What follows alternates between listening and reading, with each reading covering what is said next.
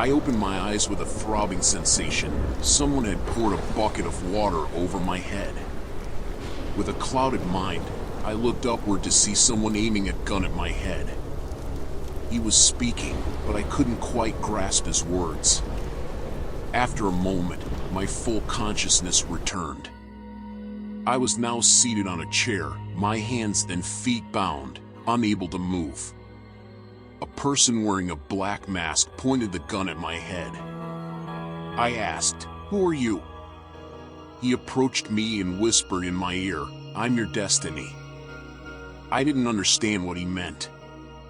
I asked him, "What do you want from me?" He replied, "I want you to settle your debts."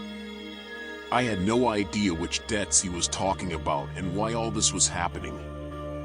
I asked him, "What debts?" He said, "You owe me your soul." I asked him in fear, "Why do I owe you?" "I don't know you." He retorted, "I know you very well. Do you remember this?" He held a picture in his hand and brought it close to me. It was a picture of a woman in her 40s. I told him, "No, I don't know her." But in reality, I did know her well.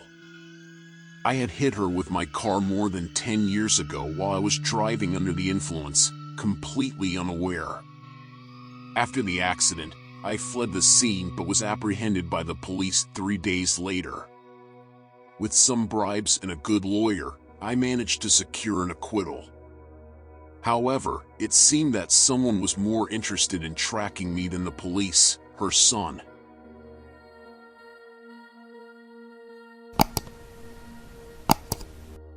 My hands were stained with blood in a dimly lit place. Only threads of moonlight passed through the window. What had happened? Whose blood was this? I rose from the chair, trying to uncover the truth. Where was my wife, Amelia? I headed towards the kitchen, which was clearer. The place was strangely chaotic, blood everywhere, and Amelia lay lifeless on the floor. I screamed and sat beside her, attempting to wake her. I was terrified. I now felt somehow entangled in this. Amelia showed no response. I didn't know what to do. Blood was all around. The place was horrifying. I remembered the presence of a surveillance camera. I rushed to the display device. The camera covered a narrow area of the house. So far, things seemed calm, no movement. Suddenly, my wife appeared, running towards the kitchen. And there I was, following her, holding an axe in my hand. I froze in shock. What had I done, and why? I stood frozen in front of the display screen, then suddenly heard the sound of a police car outside. The police entered the house, apprehended me, and to this day, I don't know how I did this to my wife.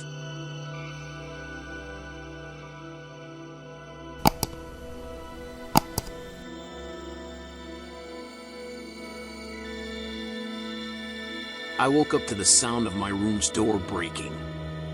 As I opened my eyes, I found 2 individuals standing before me. Before I could even start screaming, one of them yanked me by my hair, dragging me to the ground. I screamed with all my might. They pulled me outside the room and down the stairs, leading me to the living room below.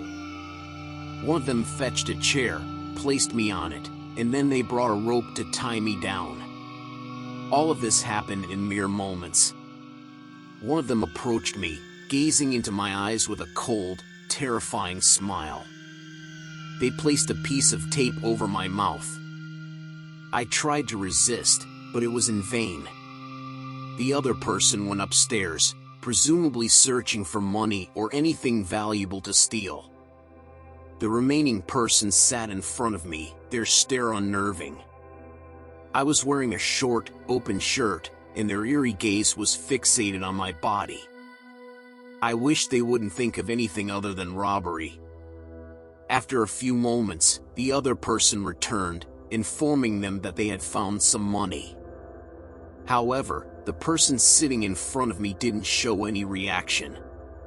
They continued staring at me, getting closer and placing their hand on my thigh. I struggled to free myself, move, and scream, but all my efforts were in vain. Suddenly, the doorbell rang, a person outside. The criminals were startled and hurriedly fled through a window on the side of the house. I tried moving the chair towards the door, hoping to make a noise that would signal someone outside that something was wrong.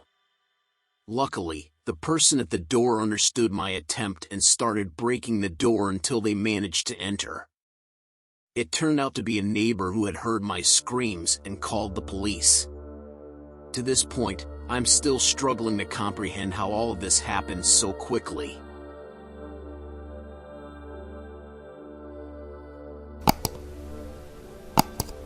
It was 2 years ago, during a stifling August night, that my life forever changed.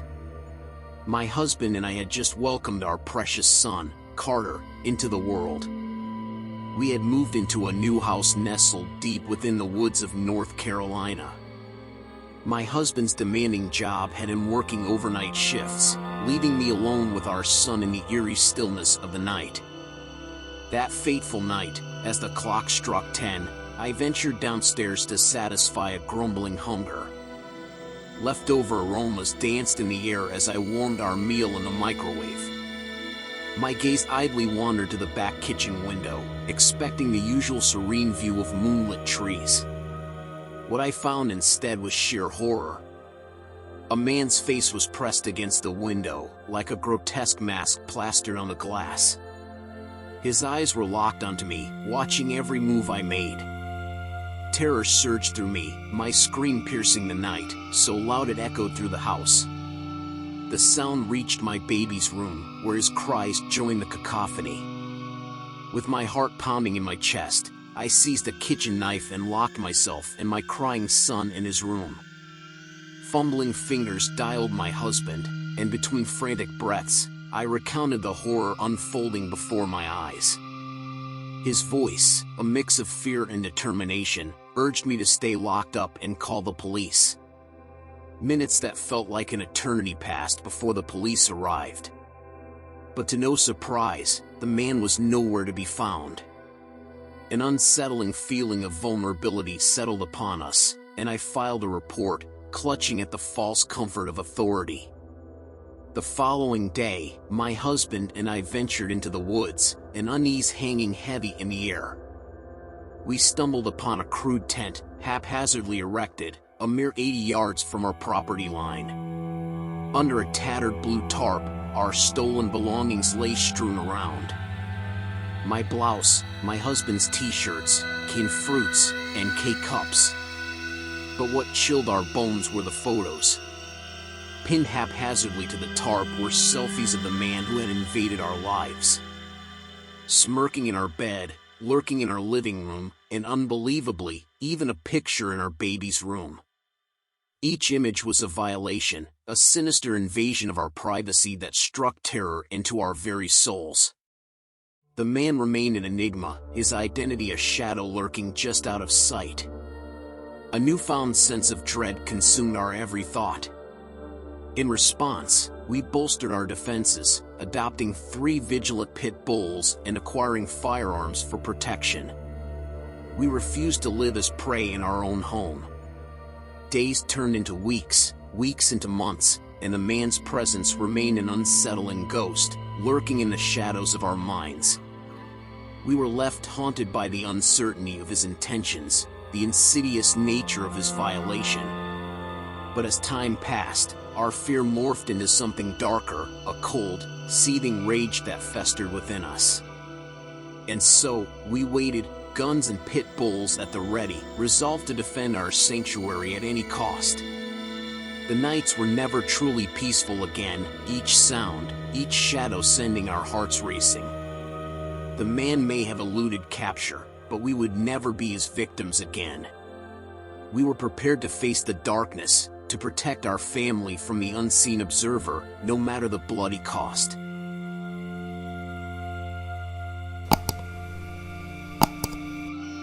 A few months ago, I found myself spending the night over at my friend Emily's house. We were both 16-year-old girls, looking forward to a weekend of fun while her parents were away at their vacation home.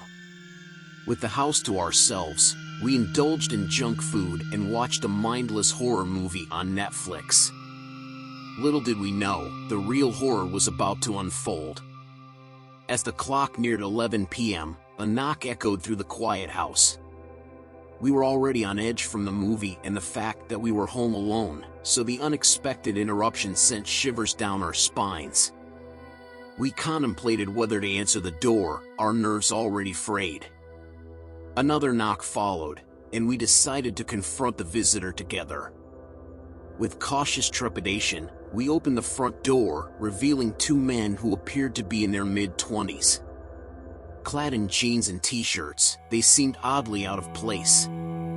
As we peered at them, they claimed to be pizza delivery guys, which immediately raised suspicion. However, the red flags multiplied. No pizza boxes or bags were in their hands, and their intentions seemed off.